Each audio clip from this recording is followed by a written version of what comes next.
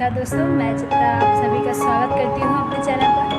आप सभी कैसे हैं? आशा करती हूँ कि आप सभी बहुत अच्छे होंगे। तो जैसा कि मैंने आपको सुबह बताया था कि आज से नवरात्रि चालू हो चुकी हैं, तो इस नवरात्रि के उत्सव में हम कुछ खास करने वाले, कुछ अलग। तो वो ये है कि हम माँ के 9 रूपों की कहानी जानेंगे और साथ ही साथ हम अलग अलग जगहों की 9 प्रतिमाओं के दर्शन करेंगे।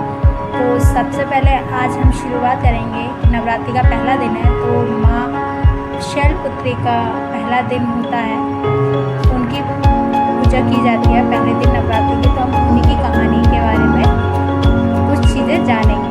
चलिए हम शुरुआत करते हैं उनसे। तो जैसा कि आप सभी जानते हैं कि नवरात्रि का पहला दिन है, तो जो कि माँ शैलपुत्री के लिए जाना जाता है।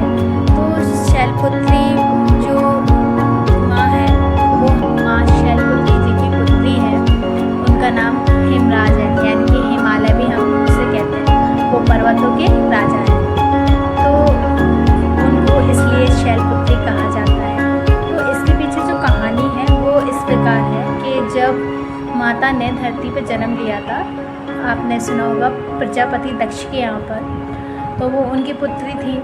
तो उनका विवाह जब उनके पिता की मर्ज़ी के खिलाफ शिव जी से होता है, तो वो शिव जी को मतलब स्वीकार नहीं करते हैं। तो एक बार उनके पिता ने यज्ञ हवन रखा, उसमें सभी देवी देवताओं को उन्होंने बुलाया, निमंत्रण दिया और सबका आदरपूर्वक सम्मान वगैरह सब कुछ किया। यहाँ सिर्फ शिव जी को छोड़ के उन्होंने बाकी सभी देवी देवताओं को निमंत्रण पत्र भेजा। पर माता को ये आशा थी कि उनका भी निमंत्रण पत्र आएगा, पर वो नहीं आया। पर माता महादेव से कहने लगी कि हमें चलना चाहिए। महादेव इस बात को स्वीकार नहीं कर रहे थे। उन्होंने माता से कहा कि हमारा निमंत्रण नहीं आया है, इसलिए हमें नहीं जाना चाहिए, वहाँ जाना उचित नहीं होगा। पर माता नहीं मानी, तो महादेव ने उनको अनुमति दे दी और वो वहाँ चली गई। जब वो अपने पिता के घर पहुँची तो वहाँ सबको देखा, सिर्फ महादेव ही नहीं थे। तो ये बात उन्होंने अपने पिता से पूछी कि आपने सभी को निमंत्रण भेजा, पर महादेव को निमंत्रण क्यों नहीं भेजा? तो उन्होंने कहा कि मैं नहीं मानता उनको, ना ही मैं उनका आदर सम्मान करता हूँ। जब उन्होंने महादेव के बारे में ऐसी बातें कही, तो ये अपमानजनक बातें माता सहन नहीं कर पाई। उन्होंने अपनी पुत्री का खुद अपमान किया। इस चीज़ को जब वो सहन नहीं कर पाए, तो उन्होंने उसी यज्ञ में अपनी आहुति देकर उस यज्ञ को ध्वस्त कर दिया। इसीलिए माँ का नाम शक्ति भी है।